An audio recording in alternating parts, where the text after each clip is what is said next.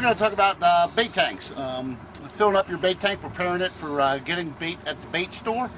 As you can see, my bait tank's already filled up, so you have to visualize a little bit. There's some key factors first in selecting a bait tank. One, you want it to be round with no corners in it, so the bait can swim naturally around. Bait will tend to gather in corners, use up all the oxygen in that corner and suffocate themselves.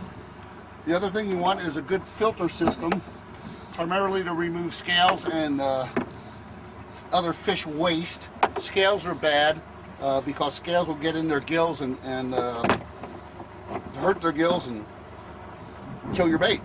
But basically a filter system just consists of some type of filter material that filters out all the fish waste, mud from the water, scales, things like that.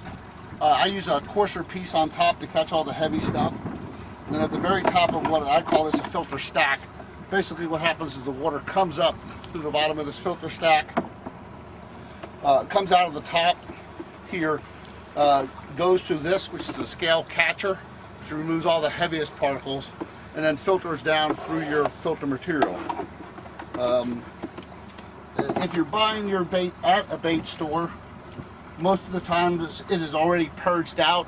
They've had it in captivity for a week or two, and most of the ammonia and other waste products are out of the fish. If you're catching your bait fresh, you typically would want to have charcoal and maybe zeolite somewhere in your filter stack to do some chemical filtering. Right now we're really just doing what's called mechanical filtering. But when you get to the bait store, the first thing you want to do is typically they'll have a hose. You just start filling up your bait tank. You would add salt. Salt is probably the most important ingredient. Use anywhere from 3/4 of a cup to 1 cup per 10 gallons. This is a 60-gallon tank, and I like to use a cup per 10 gallons, so I use 6 cups of salt.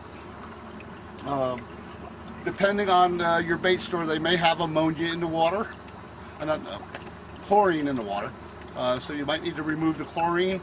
I use a product called Stress Coat to remove the chlorine. Some people use Bait Saver, which is a little blue chemical. You put in a half scoop or so. Get all your chemicals, your salt, your chlorine remover, water in, tank filled. You want to get the aeration started. You get some oxygen in the water before you put the bait in it. So really you want to prep your tank totally first, then put your bait in it. You need to get your water temp in the bait tank within 3 to 5 degrees of whatever the bait store's holding tank's temperature is. More than 5 degrees can shock the bait and kill it. If the water's too warm, you can add ice. If the water's too cold, there's not a whole lot you can do unless you happen to bring some boiled water you can stick in there.